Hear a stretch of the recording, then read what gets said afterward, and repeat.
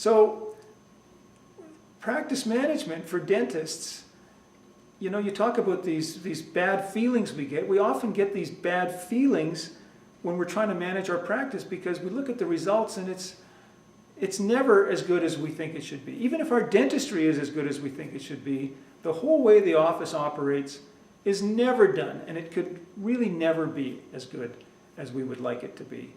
Even my own office, as much as it's grown, as much as it's gone to a certain size, I can think of many things that are not as good as I would like them to be, and I'm always trying to work on them and get it better all the time.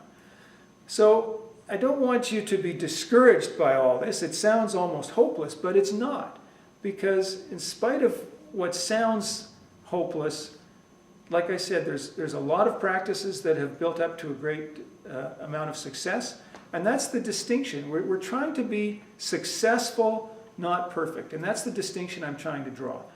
And in fact, how we get there hinges on my very favorite quote. I heard it from Michael Gerber of the E-Myth. I don't know if it came originally from him, but it goes something like this. In order to accomplish something, you don't need the strength of Hercules, the brains of Einstein, or the reflexes of an IndyCar race driver. You simply need to know what to do. And that's what I'm trying to show other dentists, is the things that I have learned how to do.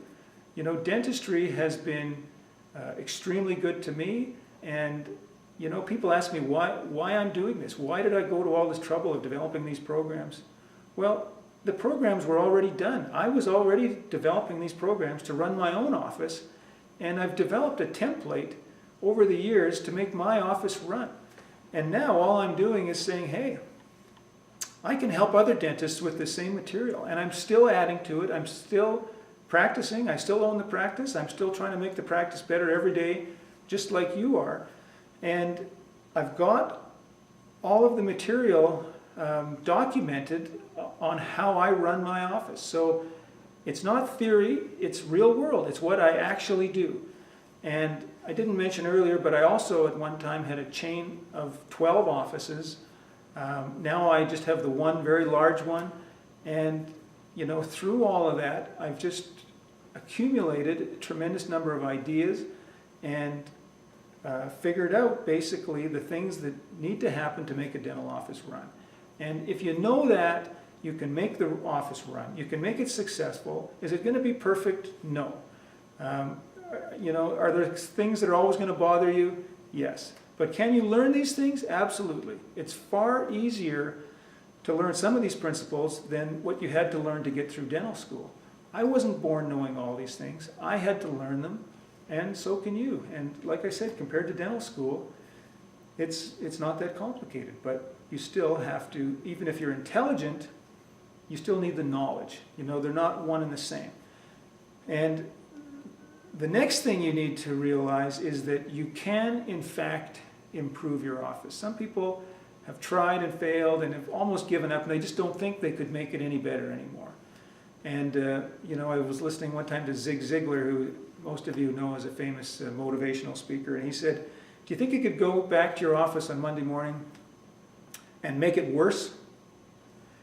You know, it's kind of a joke, but obviously you could. You could go and do something, ruin something, make it worse. He said, well, surely then if you can make it worse, you can also make it better.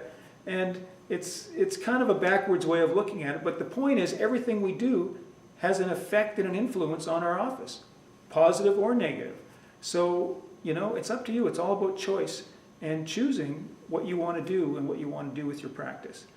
So, essentially, just to summarize, you know, I try to help out the dentists out there in any way I can. The way to get the information that I've developed is through my website, www.dentalmanagementsecrets.com.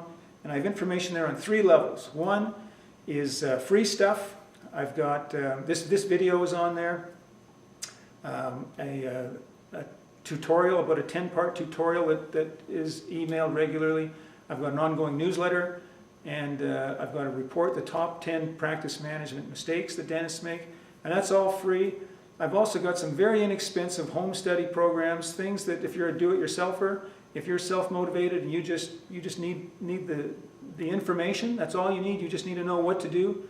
It's all on there. It's very inexpensive. It's, you know, if you can't pay it off in a week, then you're not you know, using very many of the ideas.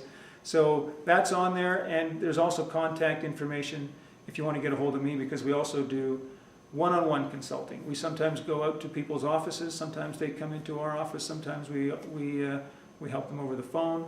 But it's fun for us to take dentists who are discouraged, or even dentists who are doing well and want to do better, and just see the excitement that they get out of taking something and improving it and getting better. So hope to see you sometime, hope to meet you, and hope something on my site, my website, can help you make your practice better. And if your practice is better, then your life is going to be better. So thanks for listening.